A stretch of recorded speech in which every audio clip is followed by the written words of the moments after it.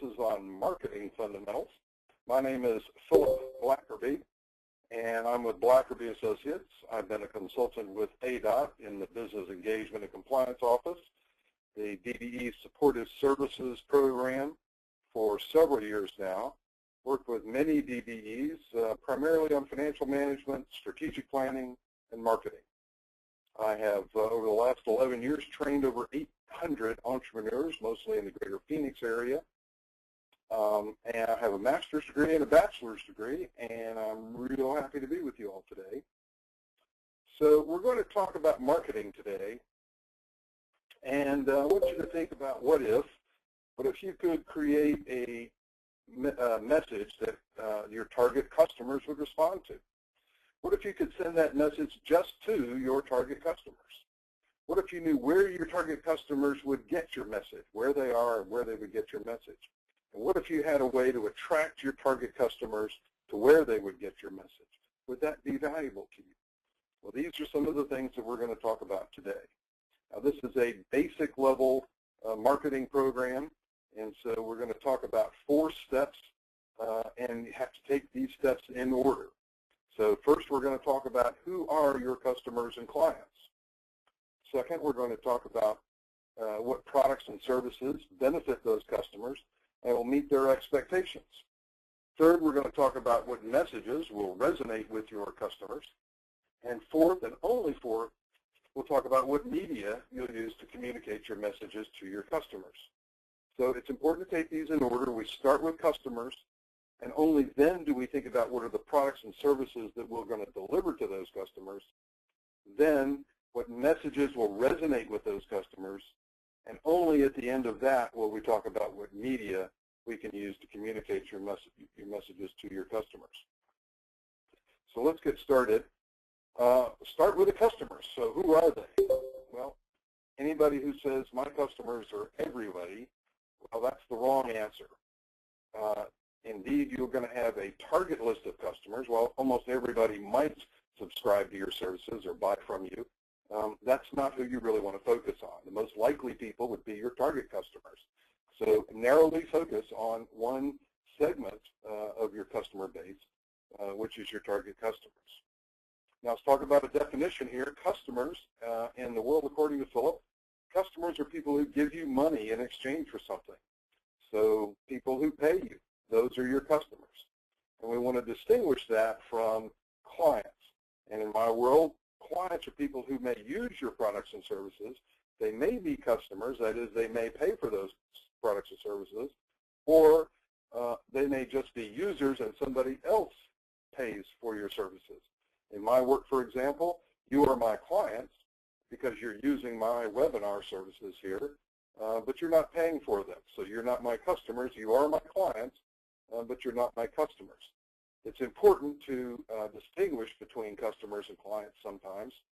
If they're different, you have to meet the needs and expectations of both customers and clients, but we want to keep them distinct for conceptual reasons, because you may have different approaches in how you deal with customers from how you deal with clients.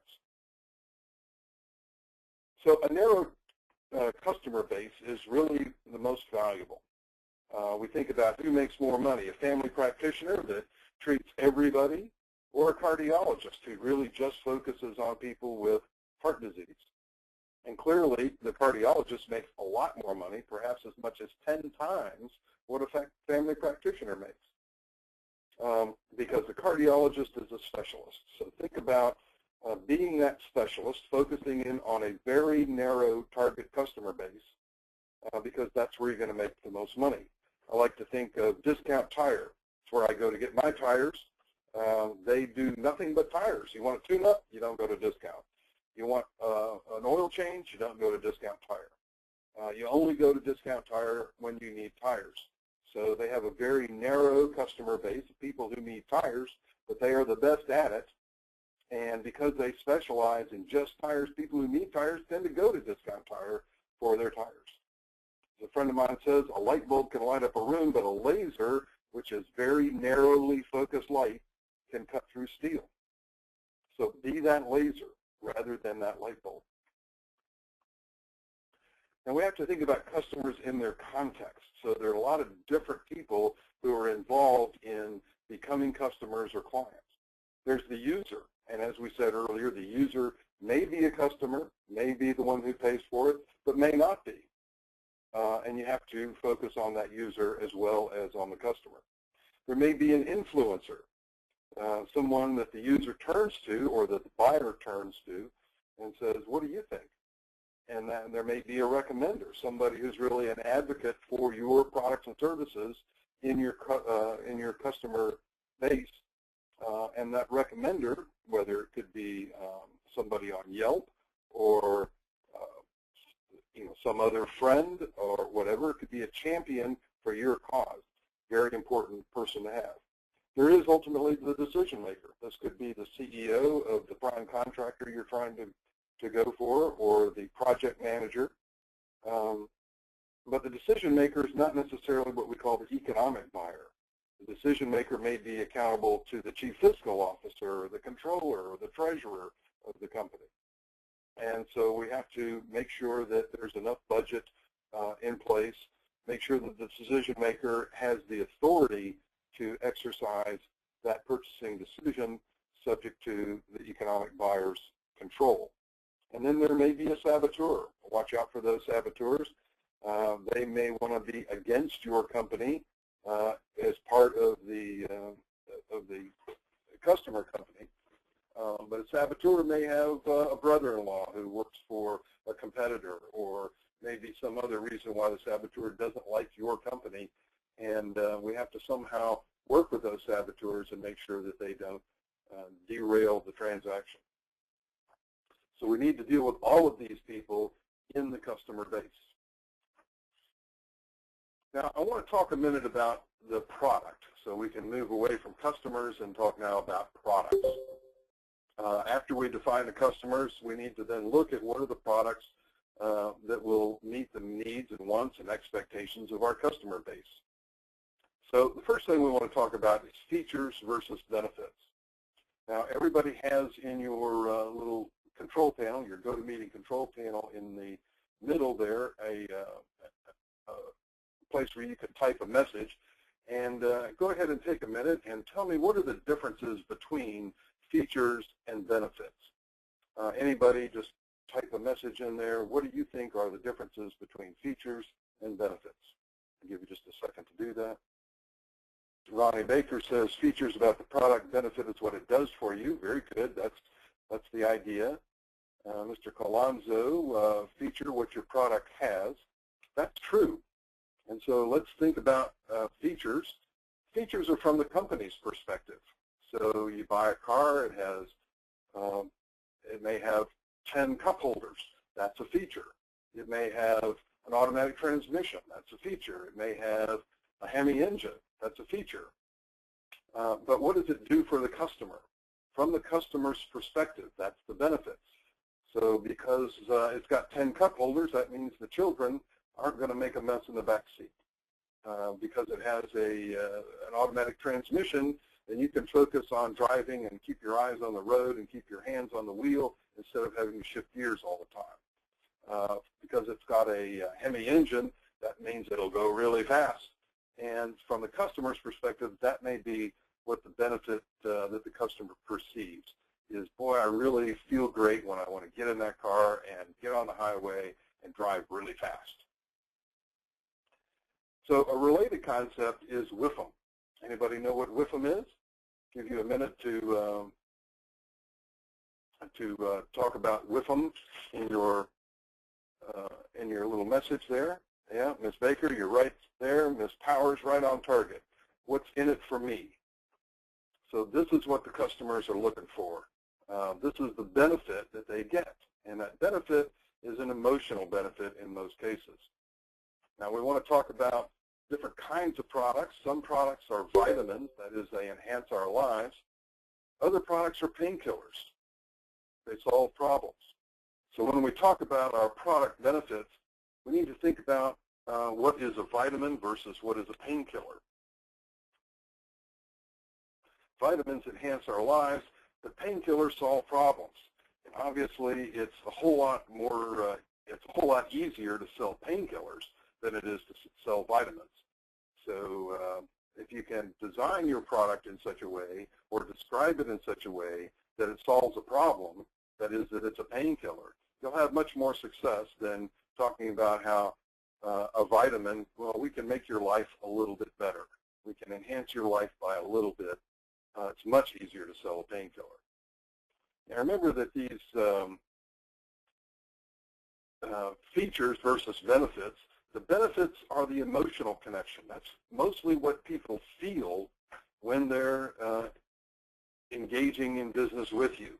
So I bought my car clearly because I really like the way I feel. It's a really cool car. It's one of those Chrysler 300s. And I like the way it feels. But I can tell people, I can rationalize it, well, it's a very comfortable car. Well, that's a benefit as well. I said it's got a big enough engine, it goes fast enough, it's got a great radio, I really like that. Those are all features, and that's how I rationalize my purchase. But when I'm really truthful with myself, I buy it based on the emotion, how it feels to drive that car. And when we talk about these benefits, we have to talk about being different from the other guys. So you want your benefits in particular to be a differentiator, to make your company different from the other guys. Let's talk about those differentiations. So there are three basic bases of differentiation. One is operational excellence. We hope many of you strive for that, particularly in the construction industry. So Dell Computer, I think, is a real primary example of operational excellence. They can build and deliver a custom computer in 2 days. And actually, nobody else can really do that. Dell is unique in the industry in being able to put together a computer, custom computer, and deliver it to you in 2 days, no matter where you are in the world, pretty much. The second basis of differentiation is called product-centric. And Apple is certainly the primary example of a product-centric company. They make beautiful products that people love. Nobody else comes anywhere close to being product-centric as Apple. Nobody comes close to building beautiful products that people just love. The third way of differentiating your company is with customer intimacy. And I think Amazon is an example of customer intimacy. They look at you and what you buy, and they say, well, people who like that will also like this.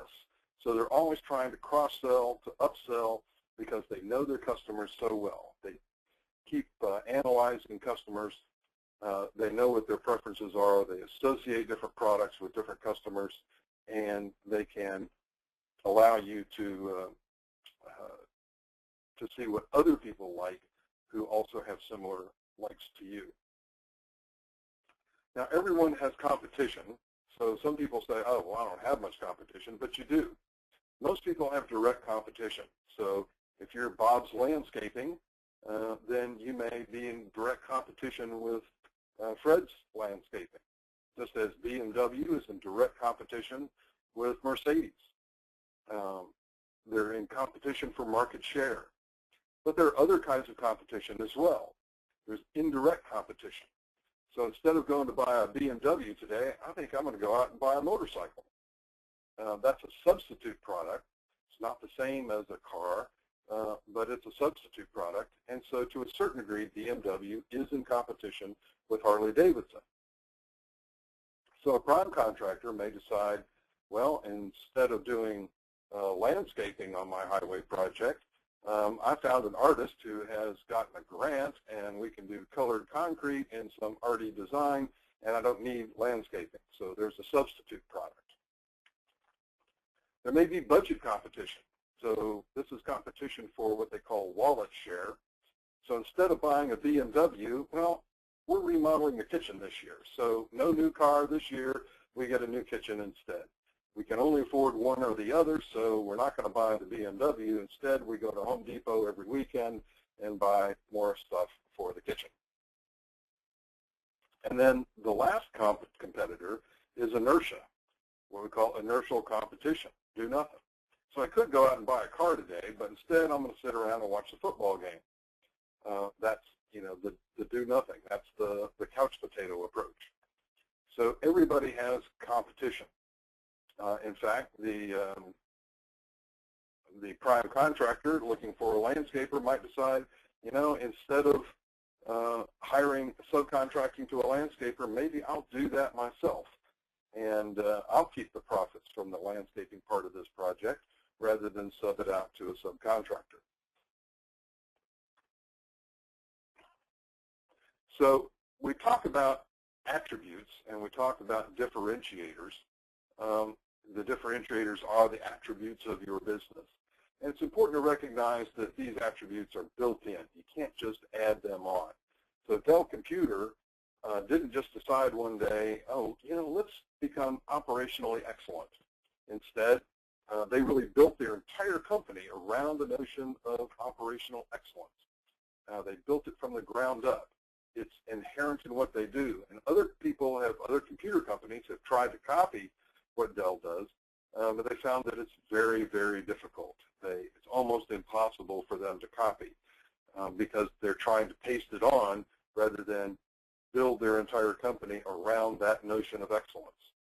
So you can't just add it on, you have to build it in.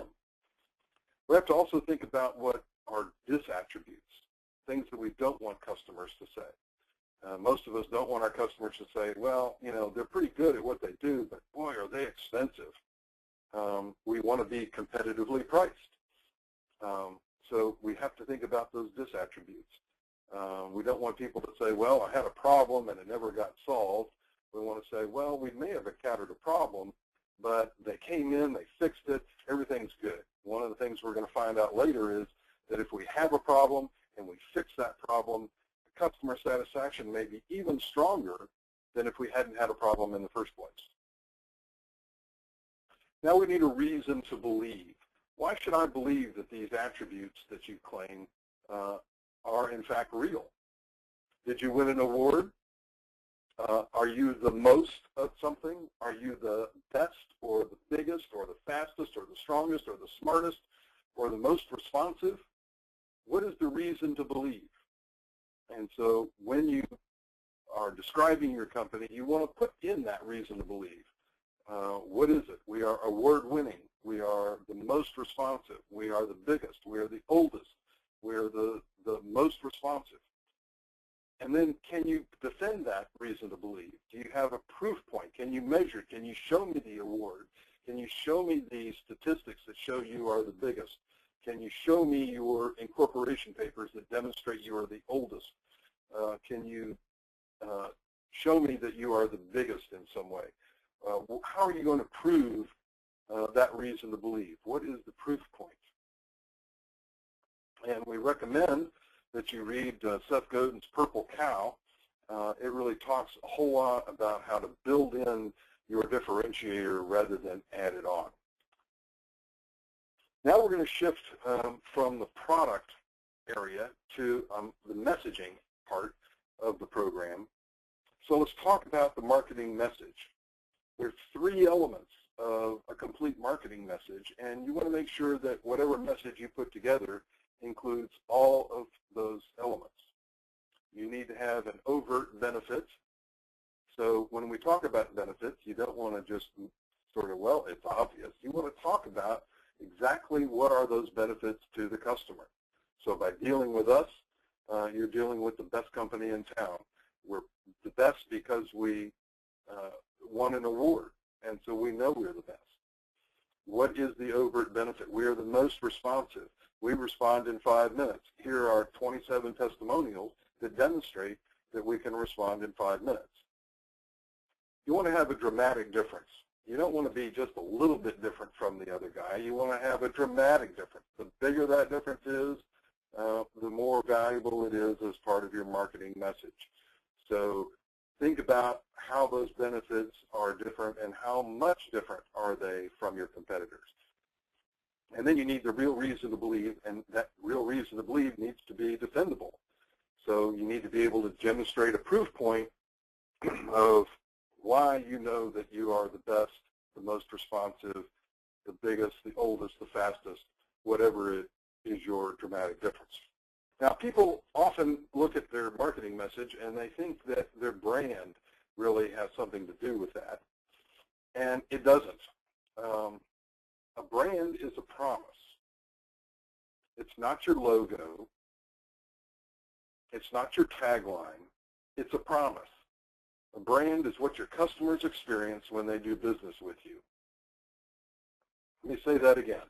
A brand is what your customers experience when they do business with you.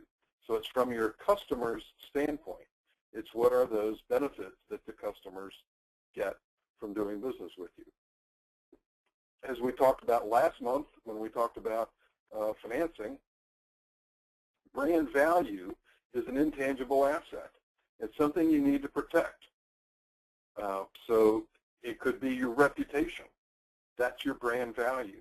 In most small businesses, that's the only brand value. People are not necessarily going to recognize your logo, not necessarily going to recognize the name of your company, but they may associate your trustworthiness with your personal identity, and that is the brand value. So you want to be trusted, you want to be known for your responsiveness, whatever it is your promise is, that's your brand. And the value is how well you can protect that brand value, how well you can deliver on that promise.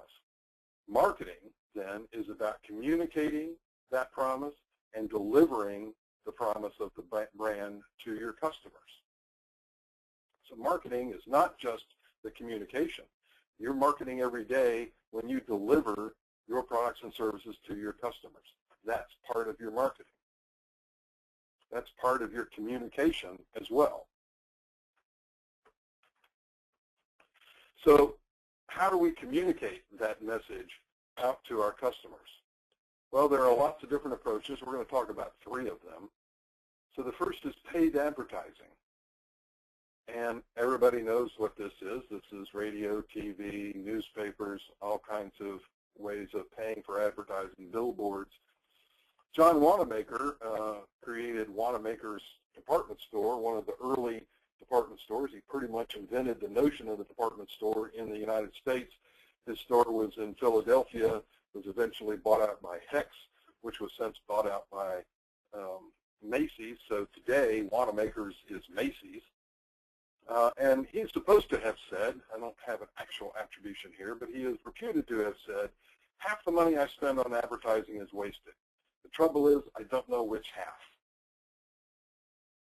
And now today, you know, nearly 100 years later, we know which half is wasted. So when you use paid advertising, generally called broadcast advertising, your marketing message falls on all kinds of different people. Some of those people are going to be potential customers, and many more are not going to be potential customers. So if you're Macy's, for example, and you put in a newspaper ad, or you put in a TV ad, or a radio ad, and that falls on my shoulders, I'm not a potential customer for Macy's. So that advertising dollar is wasted to the degree that that dollar is spent to reach people like me. I'm not a Macy's kind of guy. I'm a Dillard's kind of guy, and that's just the way it is. So when Macy's spends advertising money in a broadcast mode and it falls on me, that's the part that's wasted. When it falls on other people, though, who may be Macy's customers, then that's not wasted. That's good spending money. And that's the problem with most broadcast. It falls on people who are potential customers, and it falls on people who are not potential customers. And the part that falls on people who are not potential customers, that's the waste. So what we want to try to do is to make sure our message is directed only at potential customers. And we'll talk in a few minutes about how to do that. Now, the second type of approach for marketing, communications, and messaging, if you will, is public relations. Public relations is about editorial content. So this means you want to get stories in the newspaper, stories in a magazine, stories on television, where other people, like reporters, are telling about you rather than you telling about yourself. It's much, much more valuable to have other people sing your praises than to have you sing your own praises. So public relations is about getting somebody else to say good things about you. That's what they call editorial content. Much, much more valuable than paid advertising. Also more difficult for you to get. Now, generally, when you have editorial content, they're really not going to talk about you. The most powerful editorial content is when they talk about your clients. So they can talk about perhaps a prime contractor and what a great highway he did and how beautiful the landscaping is. And oh, by the way, Bob's Landscaping was the landscape contractor on that project. So it can't be any better than that, than telling you this is a great highway project because of the landscaping, and oh, by the way, it was Bob's who did it. Now, a new approach, used to be only two approaches, paid advertising or public relations, but in the last dozen years or so, we've developed social media. Everybody knows what the major social media are, and we're going to spend most of the rest of the program talking about social media. And the whole purpose of social media is to develop an intimate relationship with customers and clients on a mass scale. So paid advertising is mass marketing. It's marketing out to the masses. The other approach, basically, is you can deal with people one-on-one. Well, it's really difficult to communicate with people one-on-one when you're trying to do it on a mass scale. But social media now allows you to have that intimate one-on-one type of relationship with customers and clients, but on a mass scale. It depends on how many Facebook friends or how many Twitter followers or how many LinkedIn contacts you may have. But you can start to develop more intimate relationships online with people, but at the level of hundreds of people, sometimes even thousands of people, and still make it feel like it's an intimate relationship if you share. So let's talk a minute about, we talked about what you say about yourself versus what others say about you and how much more valuable it is to focus on what others say about you rather than on what you say yourself. But the real advantage of social media is that it is, by and large, permission-based instead of interruption-based. So people can choose to become your Facebook friend or to connect with you on LinkedIn. That's giving you permission. They're saying, yes, I'm interested in what you have to say. I'm interested in your products and services. Tell me more. I want regular updates about your products and services. So when you're talking about yourself, that could be your own website. People come to your website to find out about you, or your blog. They want to hear what you have to say. They connect with you, or they become your friend on Facebook. They follow you on Twitter. And even Yellow Pages advertising, which seems like it's kind of more like broadcasting, but the fact is that people only go to the Yellow Pages when they're looking to find advertising about your business, about your industry. So it really is permission-based advertising. But all of those are examples about what you say about yourself. Much more valuable would be print articles. So people are reading a magazine, they find an article about how good a landscaping job you did on this project. Angie's List or Yelp. People go to Angie's List or they go to Yelp to get testimonials about your company, about your products and services. Outside web links. People find a website somewhere that they're reading along and they see, oh, here's a link to Bob's Landscaping. Bob must be really good because this guy provided a link to Bob's Landscaping's website. Testimonials, obviously, those are what other people say about you, and people can look for those testimonials to find out. Now, there are interruption-based what others say about you. We can see those. Look at the interruption things, email spam. Nobody wants to get spam on a regular basis. TV and radio ads, obviously interruption, print ads, sponsored posts. How many times do you see a sponsored post on Facebook or Twitter? It just drives me nuts, and I usually label those as spam. I don't know if it helps, but I get rid of them anyway.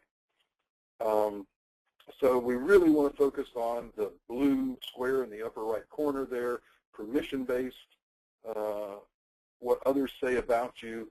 Those are the kinds of things we really want to focus on, that we will talk about email in a little bit. So the purpose here of our marketing activities is to fill the funnel. And I know many of you are familiar with what a sales funnel is, but some of you may not. So let's go through it really quickly. So a sales funnel generally has 3 or 4 different categories of people, what I call suspects, prospects, engagers, and sales. So suspects are the mass of people out there that may be interested in your business. Prospects are people who then express an interest in your business, so you've converted them from a suspect to a prospect. Maybe they connect with you on LinkedIn, maybe they follow you on Twitter. Whatever it is, those are people who say, I'm interested in your business, help me understand what it is you do, help me understand more about your business. Engagers may say, I'm really interested now, I have a project, send me a proposal or send me a bid or give me a quote. Those are people who have somehow engaged you in a sales process, and hopefully those will then lead to sales. But you can see the funnel narrows as you go through. So when we convert suspects into prospects, there may be 1,000 suspects out there, but only 10% of them, 100, may get converted to prospects and somehow engage with you through social media. Then you need to convert the prospects into engagers. Maybe 15% of those prospects will say, okay, I want a proposal. I want a quote. I want you to tell me how much it's going to cost and how you're going to do these services.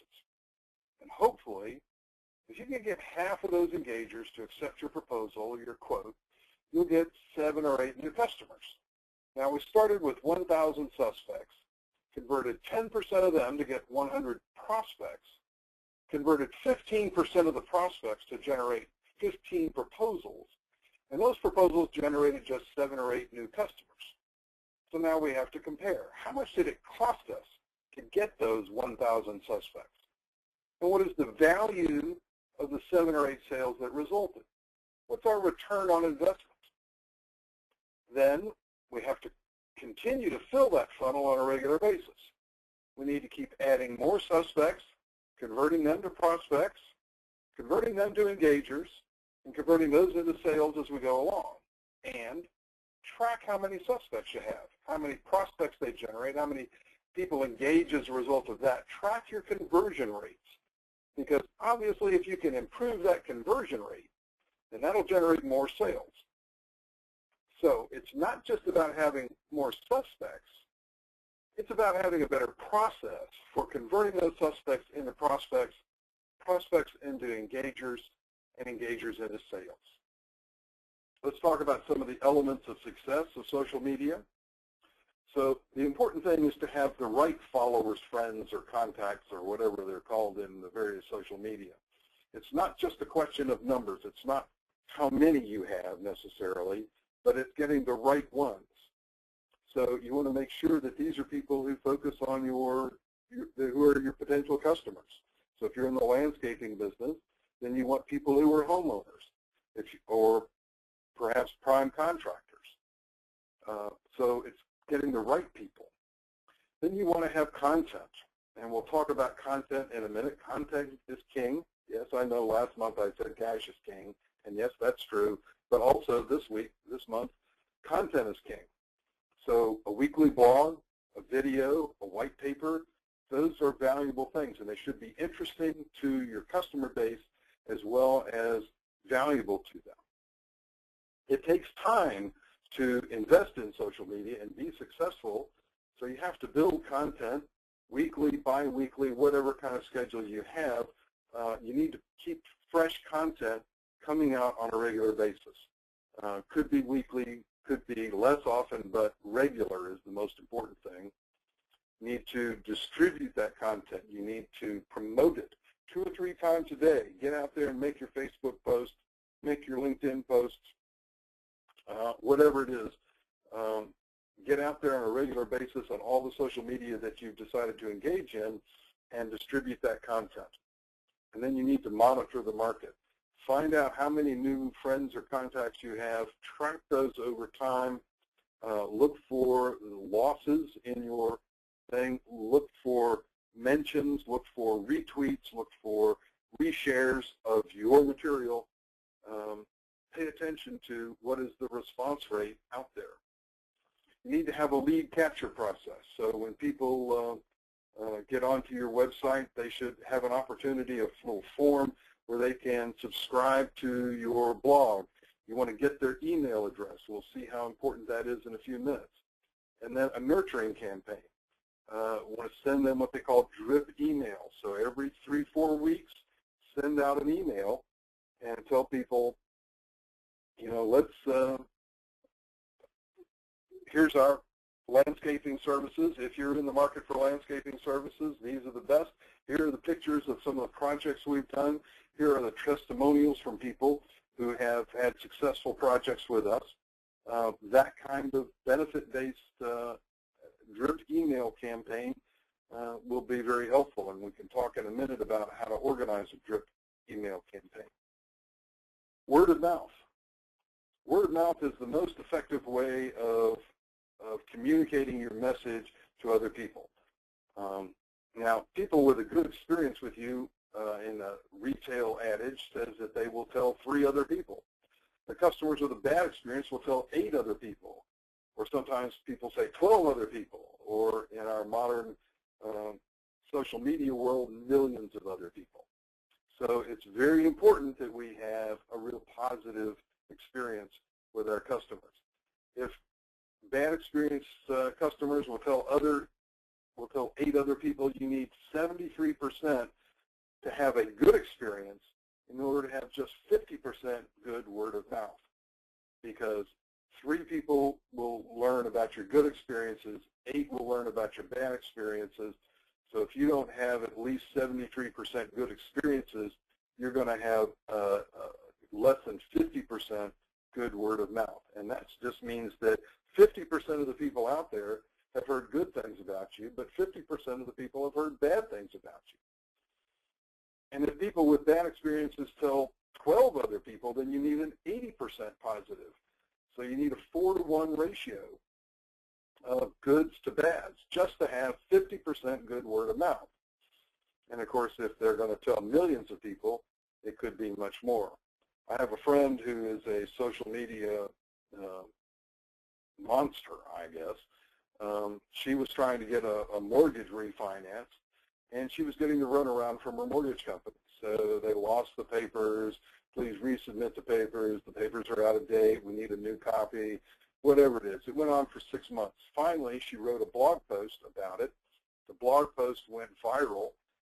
Within 48 hours, she got a call from a vice president of the mortgage company saying, how can we make your world better? Because they got so much negative word of mouth through the social media that they had to call and say, how can we help you? How can we solve your problem?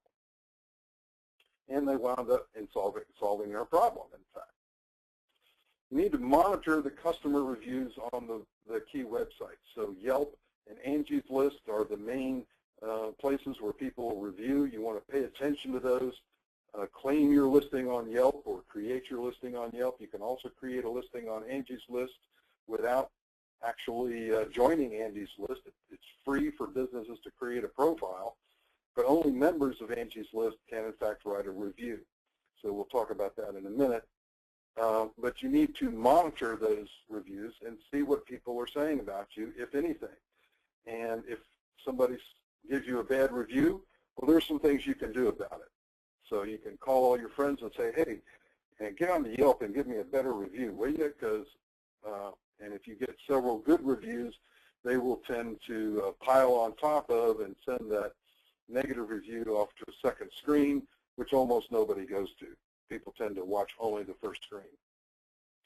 Now, in Angie's List, there are about 90,000 people in the greater Phoenix area, more in Tucson, more in Flagstaff, I'm sure, who are members of Angie's List. And as I said before, only members of Angie's List, that is paid people who pay, well, $350 or $375 a month, can write reviews on Angie's List.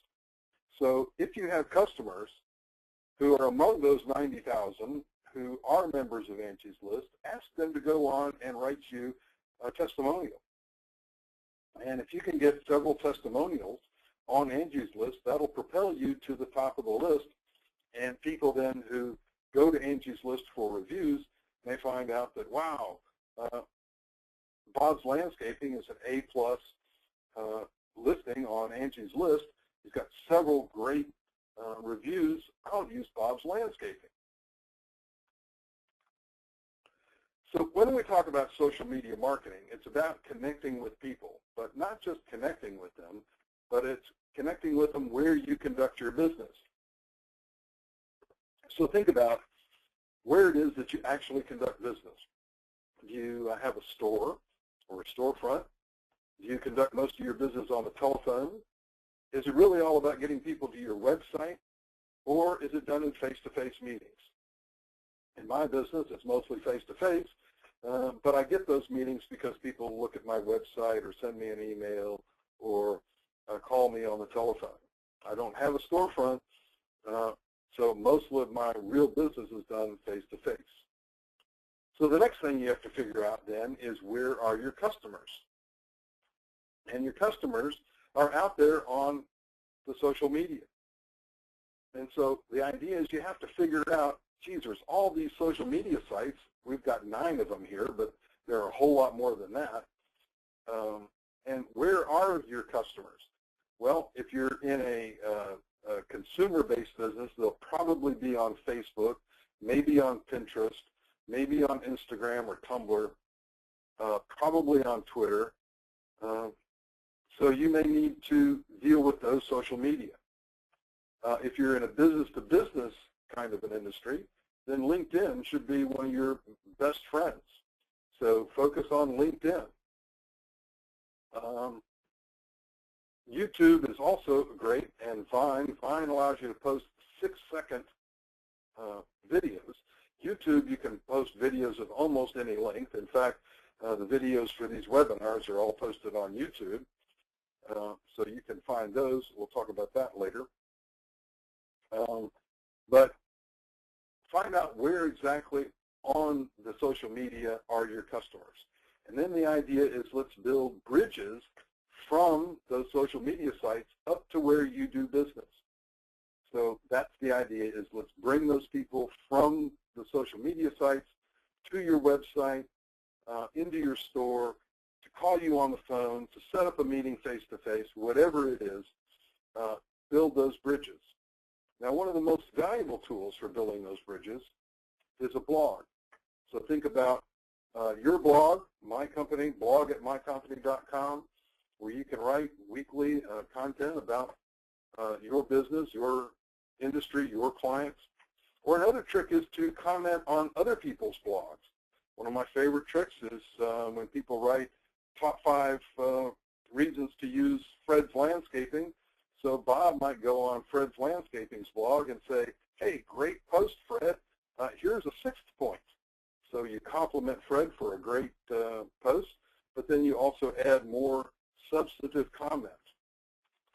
So look at social media basics. You should have a website. That's the foundation. WordPress is the easiest way to create a website, and it is blog friendly, so it's very easy to create a blog once you have a WordPress website. And in that blog, you want to demonstrate your expertise, or you can go on other people's blogs and comment there. You can use Instagram, Tumblr, Flickr, or YouTube for photo blog sharing or video blog sharing. Vine as well is a video site. There are commercial social media sites, Facebook, LinkedIn, Google+. Those are the primary ones. Customer reviews, Yelp and Angie's List, really about customer reviews. And then Twitter. Twitter is just basically a stream of consciousness. This is who you are. This is what we're trying to communicate. Listen to what people say about you, about your industry on Twitter, and respond if necessary. Now, we want to talk about content marketing. So Bob's Landscaping has a blog. And on that, Bob creates and shares valuable free content. Content is king. So it's got to be valuable. And you don't want to talk about your own business. You want to educate people about how they can improve their lives or solve their problems, again, vitamins versus painkillers, in your blog. That's a way to attract prospects, convert those prospects to customers, convert customers into repeat buyers. Content should be closely related to what you sell, but it's not a pitch. It's not a pitch to buy here. Instead, it's about educating people so that they can solve their problems or improve their lives. You want to educate people so that they learn to know you, they learn to like you, and they learn to trust you to do business with them. So create your blog.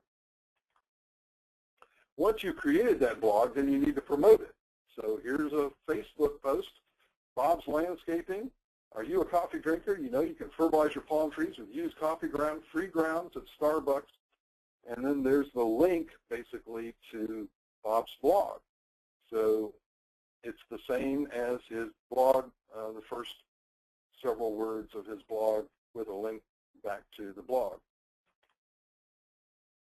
You can put that virtually that same message onto LinkedIn, and this is what that might look like.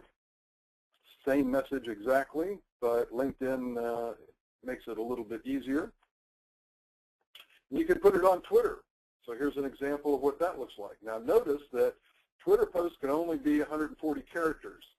So in my case, I have my Facebook set up, so everything that I post on Facebook automatically also gets posted to my Twitter account. And so you want to make sure that your Facebook posts are less than 140 characters. As you can see, we lose some of the link to the blog there at the very end. It's got a dot, dot, dot, and those dot, dot, dots count as your 140 characters. But as it turns out, if somebody does click on the BI there, that will contain your entire link, and it will take them back to Bob's blog. So, but you want to be careful if you're going to set these up as automatically mirroring each other, then you want to make sure that the posts are less than 140 characters. The next thing you can do is email. Now, email is really valuable because people do, in fact, look at their email. They may delete it shortly after looking at it, but if you can have a message in your email that gets people's attention, then they may, in fact, read it. So these are the 4 primary email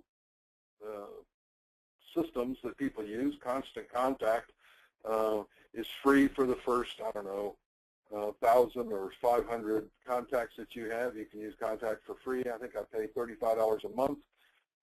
And we have about 1,000 contacts that we send out emails to through Constant Contact. My Emma is another process. Emma, My Emma is really how you get at it, and that's what ADOT uses. So all those emails you get from ADOT, those are sent out with My Emma.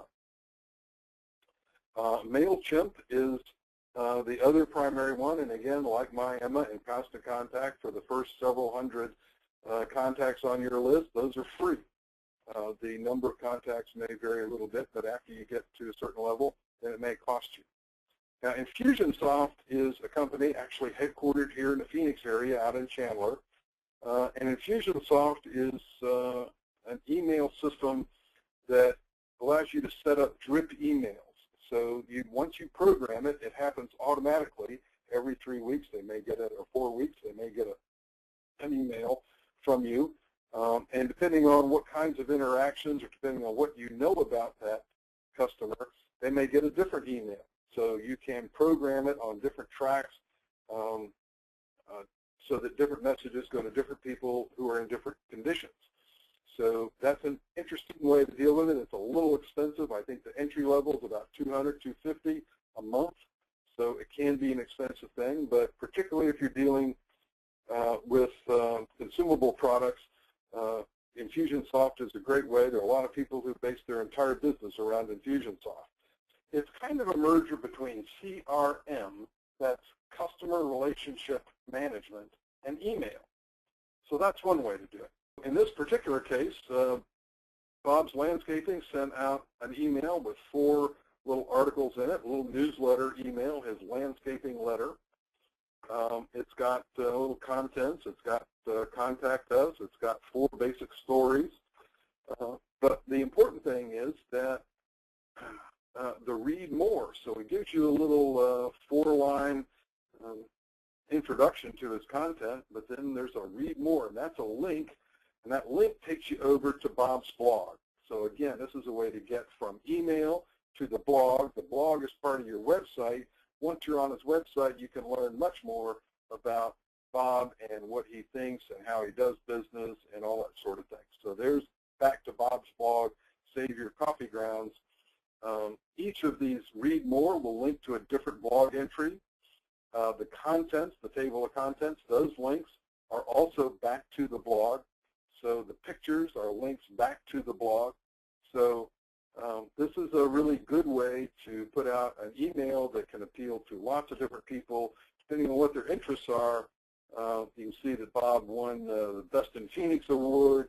He's got an article about desert plants, Save Your Coffee Grounds, another one with boulders. If any of those topics interest you, then you can go to Bob's blog very easily to learn more.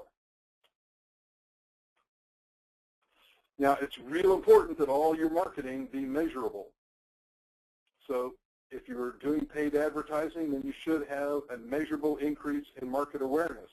And if you're talking to a marketing company, ask them how are they going to measure that market awareness. If you're doing public relations, then look at media mentions. For your search engine optimization or your PR, you're looking for external links back to your website. You want to measure how many external links there are. If you're doing SEO, that's search engine optimization, or social media, then look at your customer base interactions. How many likes do you get? How many people reshare? How many people retweet? Whatever the interaction is called, you want to measure those and track those. If you're doing email marketing, then it's how many people open the email, how many people click on it. All of those email services that we talked about earlier will give you those statistics. That's one of the reasons why you like to use those statistics. But remember that metrics matter only if you track and analyze the results. So you have to analyze those results. So again, marketing and strategy steps. We started off, we talked about customers and clients. We noted there are 2 kinds. There's customers who pay you. There are clients who are users. They then, once we know what they are, then we look only then at products and services. Products and services that meet the customer's needs, wants, and expectations. Once we know what those products and services that will meet the customer's needs, wants, and expectations, we can think about messaging, but only after we've determined what that is. Messaging has 3 complete elements: an overt benefit, a dramatic difference, and a real reason to believe. So once we now have a message that has all of those elements about the products and services that communicate in a way that will resonate with customers and clients, and only then do we talk about media tactics. So where are the customers? How can we get our message to them in the most effective and way, because we want our message to fall only on potential customers. We use our media where the customers are to communicate messages about the benefits of our products and services, and those messages will resonate with our customers and clients. This is what it's all about. Media where the customers are to communicate messages about benefits that resonate with customers and clients. That's our summary. Now, if you have any questions, we've got a few minutes left to answer questions. And while you were thinking about your questions, let me remind you about the Financial Services Handbook, a 20-page book that talks about financing, insurance, bonding. It's available both in English and Spanish, and it's free download. It's a PDF. So it's a free download, a very nice book. Hope all of you have a copy. If not, go to that little bit.ly link there at the bottom. Note that the F and the S have to be capitalized. but click on or copy that link into your browser, and you will be able to download the Financial Services Handbook. Our evaluation survey will send you an email later this afternoon directing you to the survey. We really will appreciate any feedback you can get us. We will post a video of today's session. It may take us a couple of days because I have to get it converted from one format to another, but we'll do that real soon. Next webinar next month, June 6th, Friday, June 6th, the first Friday, 9 a.m., Marketing to Prime Contractors. We're going to have a panel of prime contractors, and they'll take your questions, and we'll talk about how to connect with those prime contractors. That's an intermediate level program. You can register at friday-fundamentals.eventbrite.com. That registration is already set up. Many of you are already registered, I know, but if you're not, you can go ahead and register now. And one-on-one consulting will be available up to 3 hours free to DVDs. Email your request to Kent Lane. I see Kent's on the webinar this morning. Hello, Kent. So klane@av.gov. And you can get up to 3 hours of free one-on-one consulting. I've already started this process. I've gotten 2 DVEs that we're already working with, and we look forward to working with many more of you. So thank you for being at our webinar. I don't see any questioners. How do you determine cost per profitable contact from various media? So this is really about customer acquisition. And yes, you want to know what is the cost of acquiring customers. So keep track of the time you spend on your social media. Keep track of any money you spend on your marketing, and then look at how many new customers you get and what does it cost you then to attract those new customers. Part of it is you think about, well, I bought a mailing list of 1,000 people. Not a good idea because that makes you a spammer. But let's say you bought a mailing list with 1,000 names on it and you sent out an email. Those were suspects. How many of those suspects did you get converted to prospects? How many of those prospects got converted to engagers? How many of those engagements actually resulted in sales? So those sales are your customers, and if you spent $200 buying that email list of 1,000, you wind up with 7 customers at the end, then $200 divided by 7 is about $28, so that's $28 per customer acquisition cost. How much revenue then do you get from that customer? Is it worth it or not? That's the way you have to figure it out. But thank you for that question. How do you balance the time you spend delivering your service with time spent managing social media? Poor service could result. Yes, you have to manage how much time you spend on social media versus how much time you spend on delivery, and this is really for the sole practitioner, I think, the worst problem that we can have.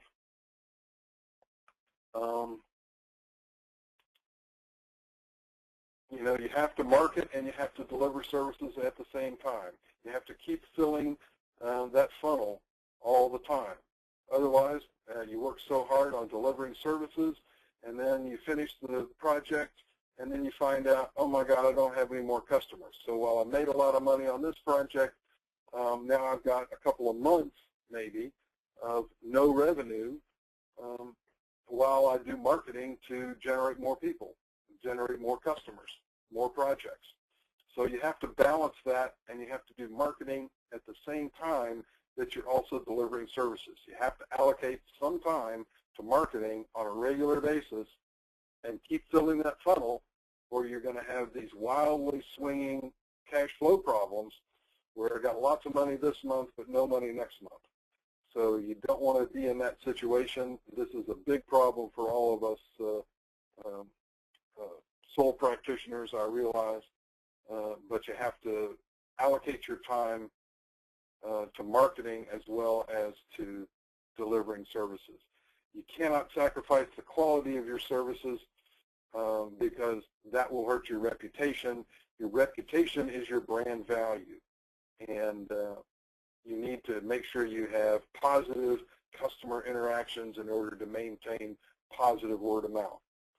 So it's important to spend probably, a couple of hours every week focusing on your marketing. You can set aside, an hour and a half every Tuesday morning, another hour and a half every Thursday morning, and then you can spend Monday setting fires and Friday putting the fires out. Wednesday is when you do your actual work. That's one approach. Find an approach that makes sense for you and see what helps you as you go along. What do you think of cold calling without an appointment? It depends on how good your cold calling list is. Again, here's a matter of focus. Now, cold calling is an interruption-based. So this goes into the pink side of that square that we've looked at, and I could add that to that pink square. There it is. Cold calling is in the lower left corner. It's an interruption, and it's about what you're saying about yourself. So it's the least preferable kind of marketing that you can do, but I got to admit that it is potentially valuable. Now, if these are people who have, say, already connected with you on LinkedIn, and you've acquired their phone number, and then you call them because they've already given you permission to deal with them by connecting with you on LinkedIn, then that's not interruption-based, and that can be more effective. So it depends on how good is your list. If you have a really great list of people who have said, I'm interested in talking to you because they followed you on Twitter or they connected with you on LinkedIn, then yeah, that's great. But if you're buying a list of phone numbers or looking in the yellow pages and starting to cold call people, that's really interruption-based, and I don't recommend it. There are some matters of numbers, but if you can get people's business cards because you meet them at a conference, then I don't see any problem then with calling them up later, say, hey, I met you at that conference. Can we get together and talk about how we might solve your problems or enhance your life? As to measuring results, aren't there firms that you can hire to do this and pay to do this? Yeah, there are lots of media marketing companies. Yes, you can pay people to do that, to measure those results for you. You can pay people to ghostwrite your blogs. You can pay people to do your posts for you on social media. And if you've got the resources, that could be part of your marketing money that you might want to spend to have somebody else do some of those things for you. How about cold calling in person without an appointment? Yeah, I don't recommend that at all. I sometimes help out in my wife's retail store, and we get people just walking in all the time trying to sell us things. We usually tell them, look, call me, make an appointment. We only meet with vendors on Wednesday afternoons, so get out of my store. So I don't suggest doing that at all.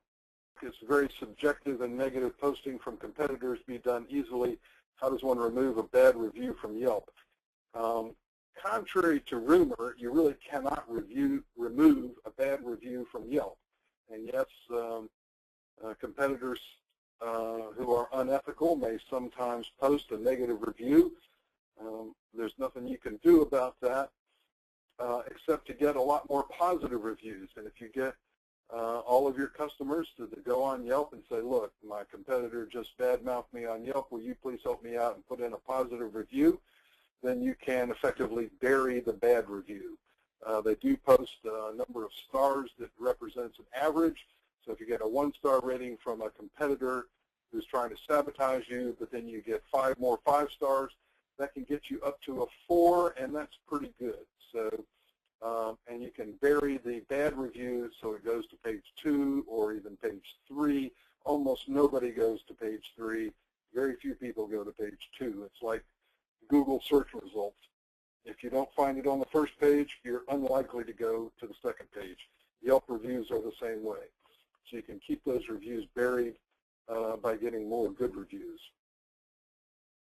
How do you do it yourself? Where do you get expertise to measure results yourself? Just keep track of how many times you get retweeted or somebody reshares your stuff on Facebook, that all shows up in your notifications.